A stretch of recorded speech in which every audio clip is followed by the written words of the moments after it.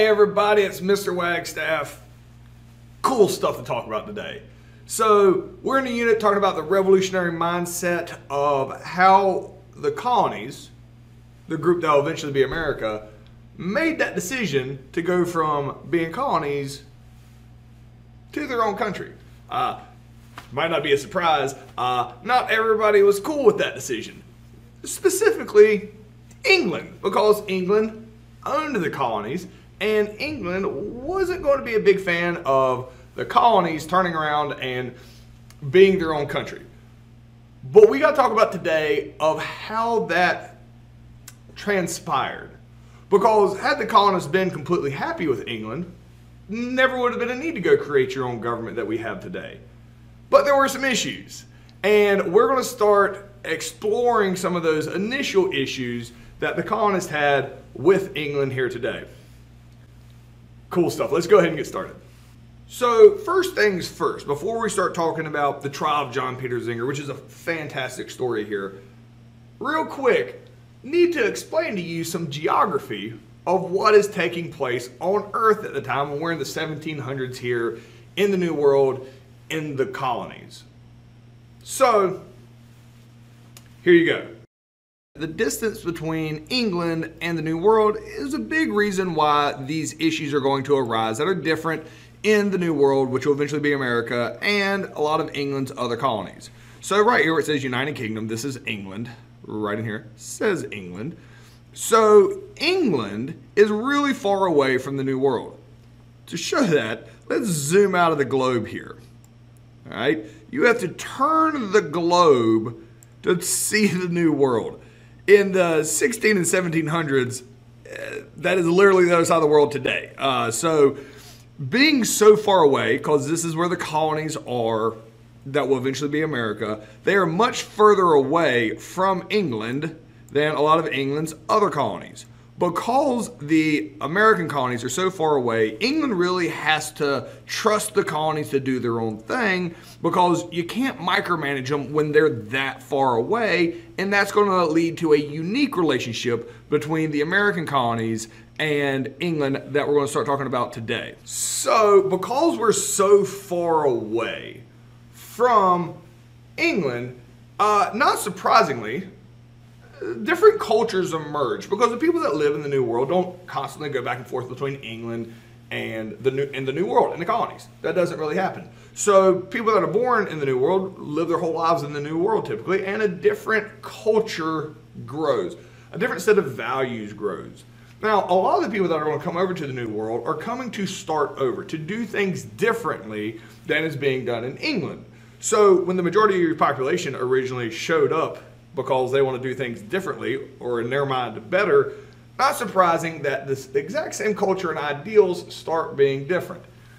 England's relatively oblivious to this. England's making good money off of the colonies, mainly with the tobacco trade. All right, and we're going to talk about that here in a minute, of how England makes money off of that and how that's set up.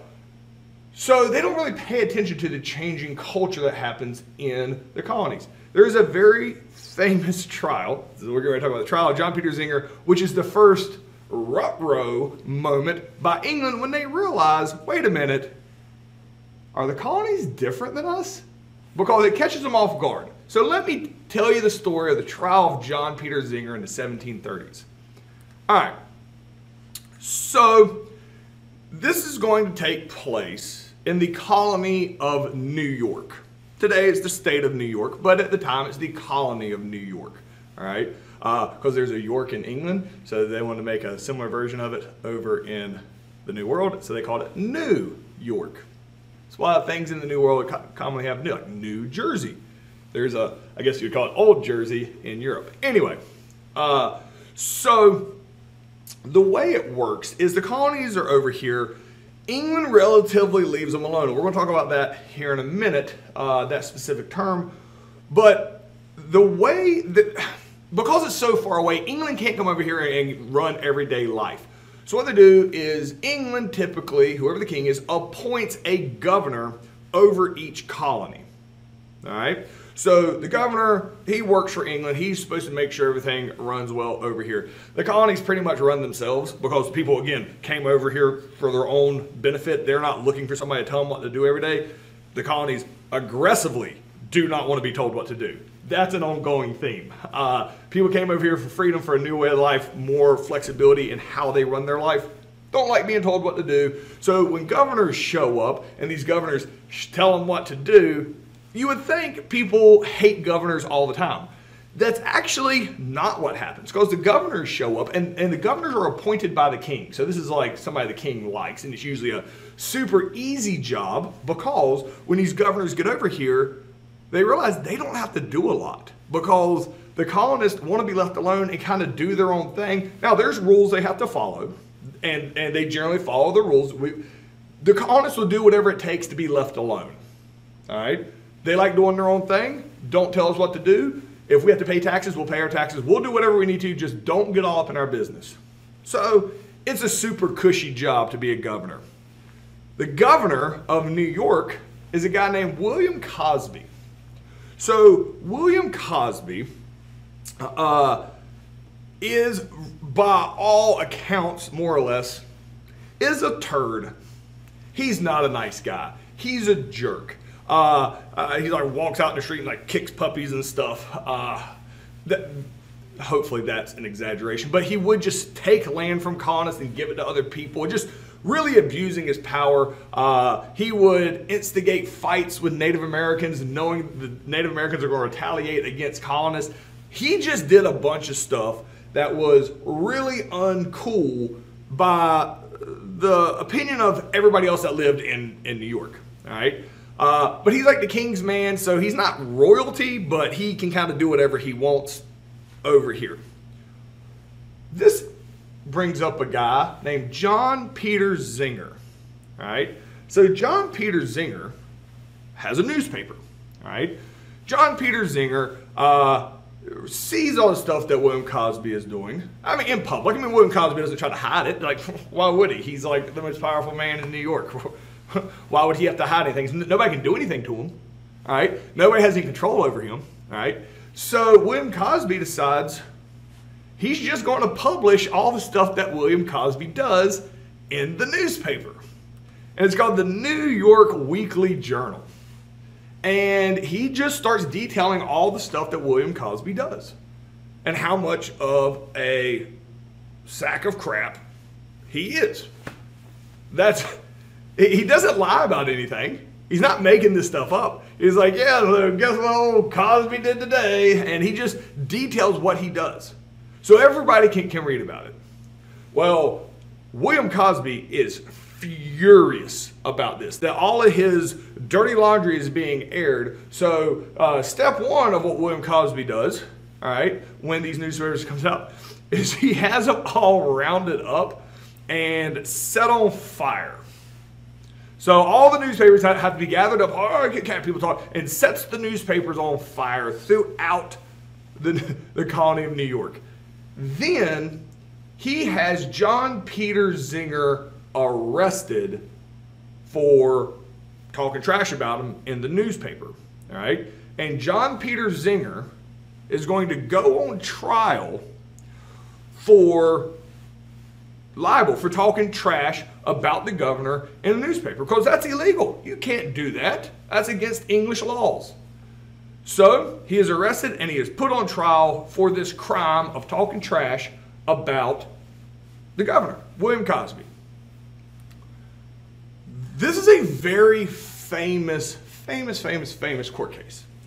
So England, you know, these low-level colonists over in the New World talking trash about the good governor. So England is watching this trial as well. Can't believe somebody would think they could just talk trash about a governor. Like, what are they thinking? That's crazy.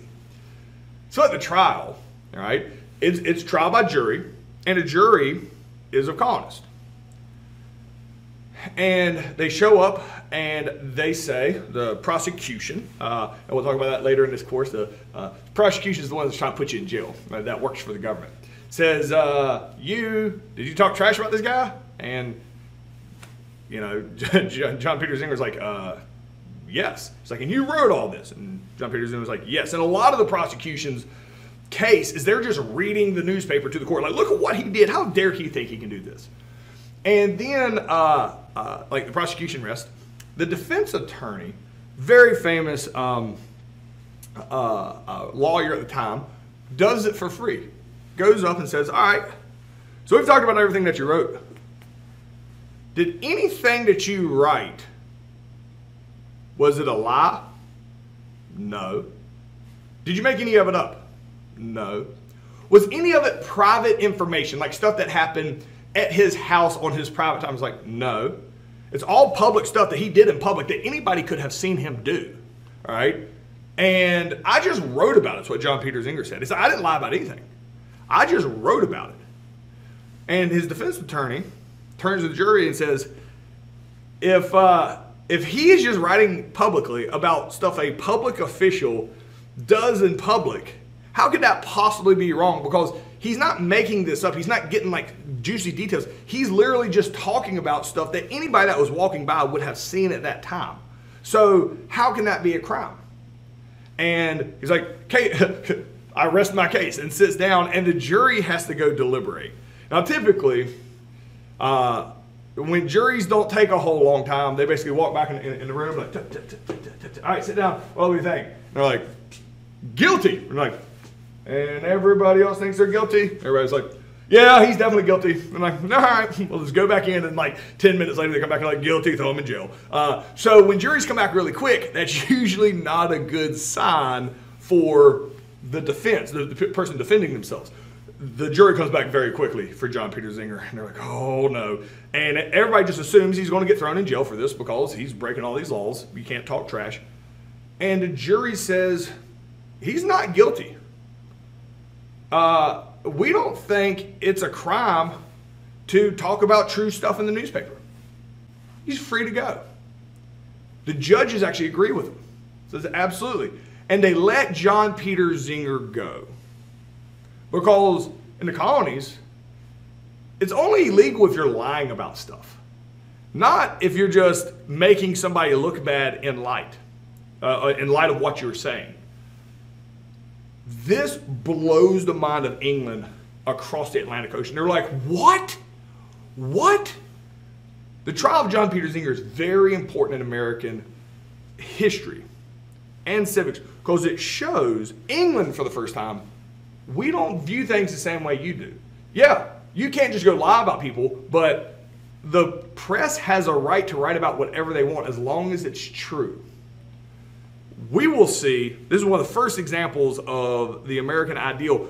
The whole idea of newspapers have to be accurate and freedom of the press is going to be a pivotal part of our Constitution and the Bill of Rights. Still there today that you have a right to write about anything you want in the newspapers present day. It just has to be true. That you can't just lie about stuff because that will get you in trouble. But at the time, you couldn't even say bad stuff about the government.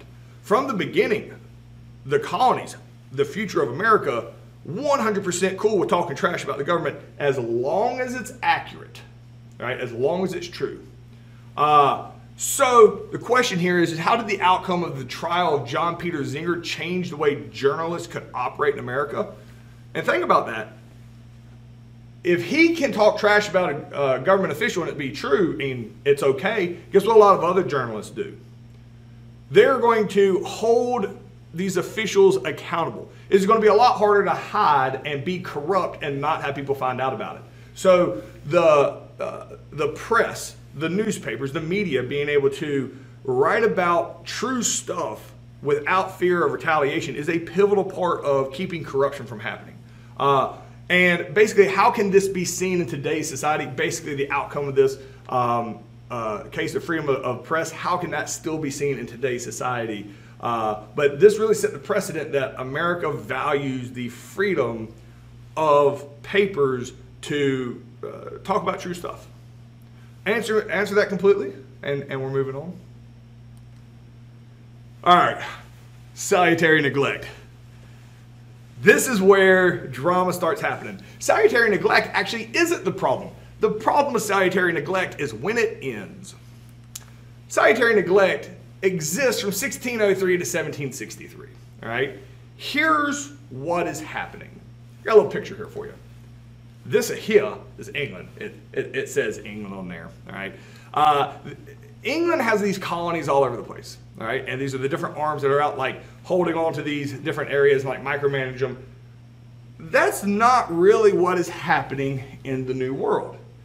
As I showed earlier on the globe, the New World is 4,000 miles away from England. So here's what happens. England has this rule in the colonies. They're making a bunch of money off of tobacco from the colonies. A lot of farmers in the New World growing tobacco. You have to sell all your tobacco to England. That is the rule. You have to sell all of it to England. The only person you're allowed to sell it to. And England absolutely rips these farmers off. The farmers know they're getting ripped off. All right? It's not even a surprise. I mean, they know they're just getting absolutely ripped off with the low price that England pays them, but you're required by law to pay or to sell it to England. It's the only person you can sell it to. The colonists are fine with being ripped off as long as England leaves them alone. So when we start talking about taxes in future lessons and the colonists being really angry about the taxes, it's never about the money. It's about respect. Because the colonists have been getting ripped off since the beginning, and they know this. So the colonists getting ripped off have to sell their tobacco for next to nothing to England, who then takes it and sells it for a huge marked up price, and England makes a huge profit off of the labor from the New World, and the New World is cool with this. All right? The colonists are cool with this as long as England leaves them alone. It's so crazy that about 10% of the things being sold, all right, are done illegally. So the United States, the colonies follow this rule that you can only sell to England 90% of the time. The other 10%, they sell it illegally to other countries, called smuggling, and they can jack up the prices all they want. Other countries will buy it. All right? Now, here's where it gets weird. England knows that smuggling is taking place.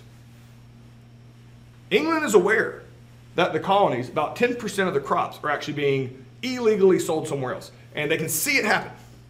So you would think, well, England, the most powerful country on earth at the time, which it absolutely was, should go stop this. So I'm just going to make up some numbers here to explain to you why this works out this way. Basically, the king is like, oh, yeah, we got to stop them from breaking this law. And they're like, yeah, absolutely. The king's like, all right, how much money do we lose each year with all this smuggling? And like somebody's like making, calculations. Like, we lose like $3 million a year by not stopping them from doing it. And King said, that is crazy. How dare them do that? It's like, all right, well, how much will it cost to send our Navy over there and make sure this doesn't happen? The guy does like calculations again. He's like, it will cost us $5 million to make sure they don't do this. And England's like, oh. It literally will cost England more money to enforce the rules than it would to just let the colonies do whatever they want. And the colonies know the math too. They know if they don't get too crazy with it, they can kind of do whatever they want. So England's like, we're just going to pretend like we didn't see this happen. And they ignore it. And it's called salutary neglect. Now the reason that's important, all right, is because not only is England choosing to just leave the colonies alone, the colonies know that they are breaking a rule. The colonies know England knows they're breaking a rule. And the colonies know that England, knowing they're breaking a rule, is also choosing not to enforce it. It really feels like rules don't apply to the colonists. And the colonists love it. Because it feels like they're respecting them, all right, and letting them be their own people. In actuality, it's just a financial thing. So for 150 years, salutary neglect, England knows the colonies are breaking rules, and they just let it happen because it's the lesser of the two evils financially. All right? So the colonies get their freedom, the colonies get to break rules, England turns a blind eye and just ignores it. So everybody knows these rules are getting broken, but England just ignores it. All right?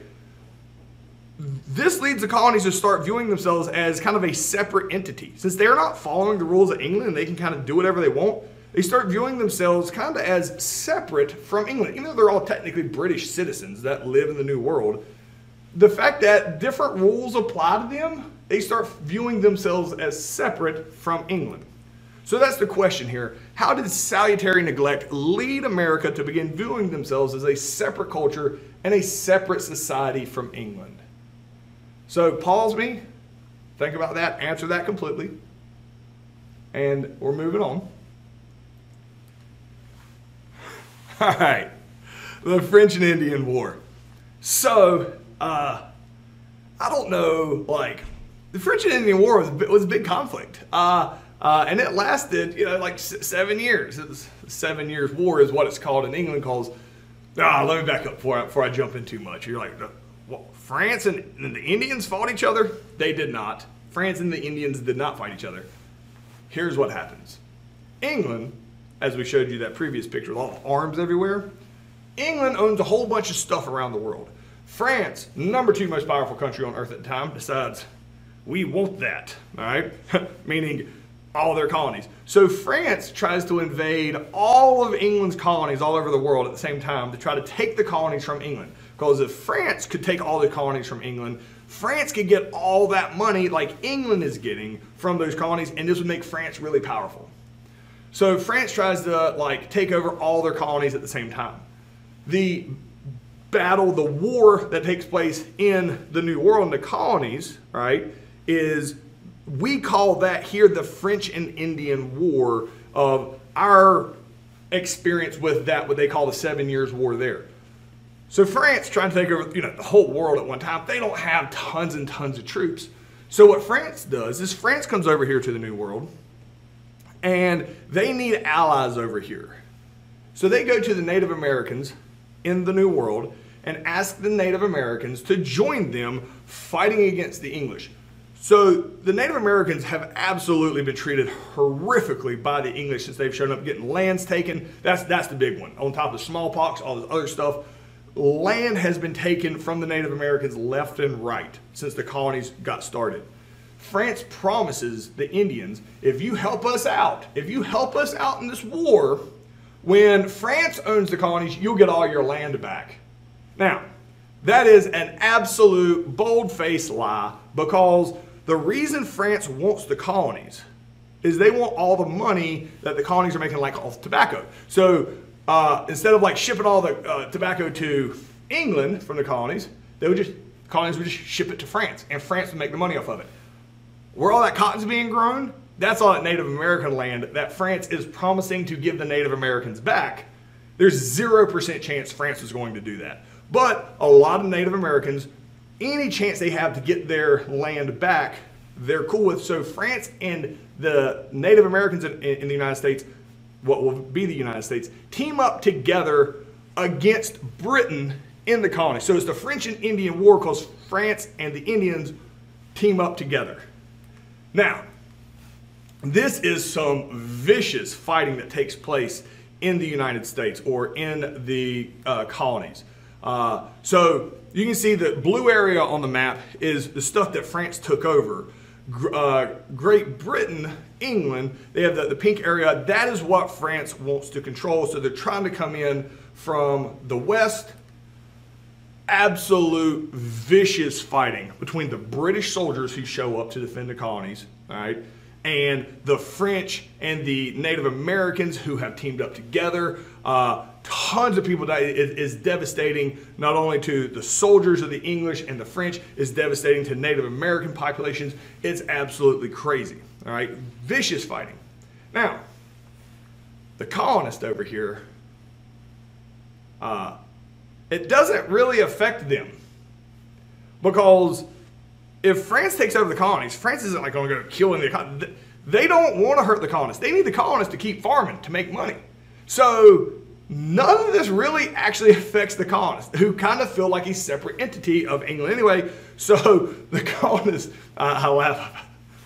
This is what I imagine. This is a bored farmer. He's trying to, plow his fields, like there were tractors in the 1700s. But I imagine he's looking off into the woods and watching this battle take place in the woods, people viciously fighting. And he's like, y'all You're trampling my crops, man. Like stop. Like, what are you doing? Because the colonists completely were like stayed out of this. It has nothing to do. So England and France plus the Native Americans are fighting for control of the colonists. It doesn't matter who really wins. The colonists, their lives are going to be the same. They're going to farm. They're going to ship their crops, getting ripped off one way or other, either to England like they always have, or to France. Literally, the colonists don't care. Because whatever the outcome is, nothing changes for them.